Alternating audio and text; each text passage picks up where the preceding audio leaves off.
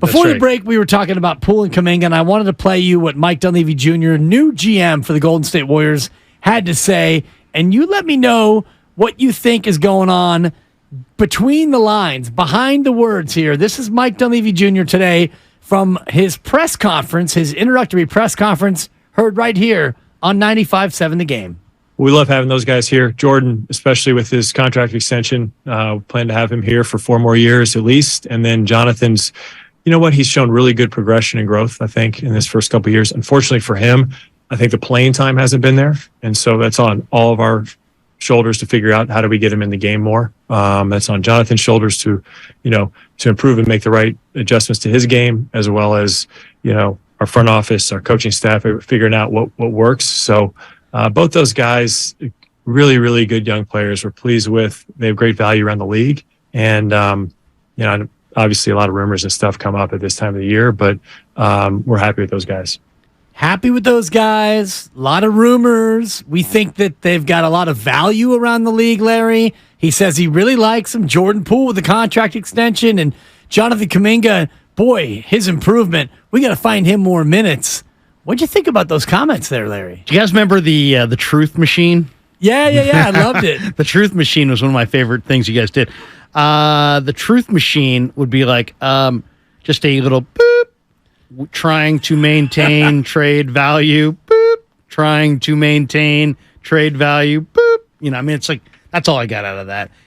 We really like those guys, and the line that was probably the most interesting was there's a lot of interest in those guys around the league. Yeah, so exactly. How would you know that if you weren't at least discussing that with other teams, right? So that kind of tells you that there's been discussions, and there should be discussions, and it's not surprising. And it's the NBA. I mean, the one thing about the NBA that's different than other leagues is we see players traded in deals that make no sense. I mean, do you think Washington fans are doing cartwheels today? Oh my God, over what they got trade. back for Bradley Beal? Of course not, because it's about moving contracts and this and that. So there's always more to it. And then they threw in Isaiah Todd, who's a young player today. It's like, we couldn't make this deal bad enough. We'll throw in another young piece. So, I mean, that's where we're at in the NBA, where it's about contracts, and it's not necessarily about value for value. And you might get more value than you're trading away. You may get less, depending on the contract of the players involved. So, but yeah, to me, I think that Kuminga is my takeaway from listening today was that Kuminga is gone for sure, and that Poole is probably gone. And I would say probably because I think it's more complicated to move Poole. He makes a lot of money. You have to he's signed up long term. You got to decide philosophically what you want in that deal coming back. Do you want guys making a lot of money long term, just who are different kinds of players who may fit in better? Do you want guys who have different skill sets? Do you want guys? Does Joe want some salary relief, especially if you are going to pay Draymond Green, Dibs $30 million a year in an extension? Maybe now that changes what you want for Poole coming back. Maybe you want a couple players and one guy whose contract ends at the end of this year. Right. So you can just kind of wave goodbye to that money and not be so beaten up by the financial penalties. That would be OG Anunobe, and we've talked about a possible Toronto trade where you get back Chris Boucher, former Warrior, kind of. They drafted him, and he's actually turned into a pretty good pro in Toronto, 30 years old. He's got a couple years left. Anunobe, I believe, has 1 more year on his deal. So that, to me, is the kind of trade you would be looking for. And if you can get Chris Paul as a street free agent, if you can bring in 3 veterans to be a part of your bench to go along with GP2, even if you lose Jordan Poole and Jonathan Kuminga, you end up trading the number 19 pick, in my opinion. If you want to really capitalize on this window of Steph Curry and Klay Thompson, and if Draymond Green opts out but then signs and decides to stay, you need to surround them with veterans. And future be damned, and I know that it might hurt you down the road. Jonathan Kuminga's 20. He could still turn out to be an unbelievably good player. I don't know if his ceiling will ever be that high. He could be absolutely a good pro for many, many years to come.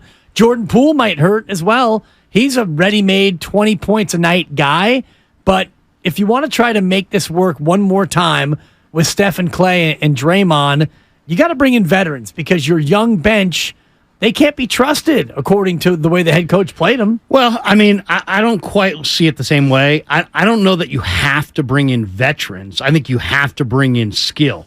You know, you have to bring, and you got to bring in guys. I mean, when he was asked about the draft, he's like, we want guys who know how to play basketball. That's a dig to me, a direct dig at Kuminga.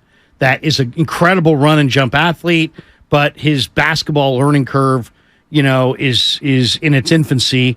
I don't know that you have to have veterans, but you got to have guys who have skill, who can pass and dribble and shoot and play roles immediately right away.